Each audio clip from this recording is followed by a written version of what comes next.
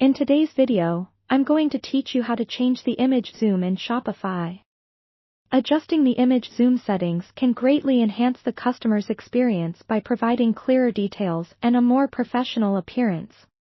Let's dive right in and explore how you can make this change effortlessly. First, you'll need to log into your Shopify admin.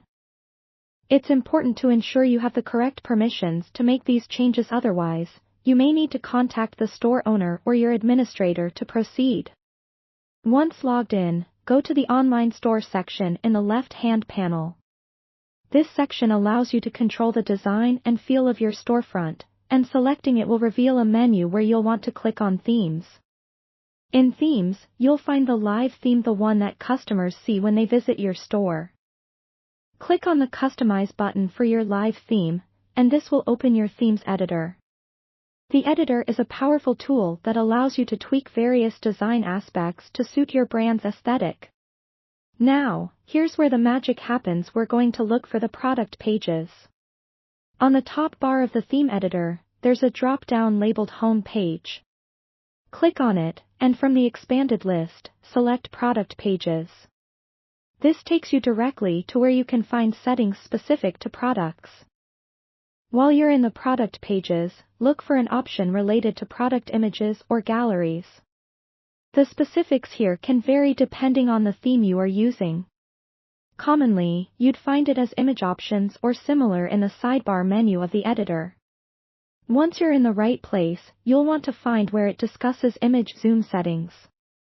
Some themes might label it as Enable Image Zoom, Zoom Type, or anything indicating image interactions. If your theme supports it, you should see different types of zoom functionalities. Standard options include click to zoom, hover to zoom, or sometimes even a magnify glass. Select the zoom style that best fits the user experience you aim to provide.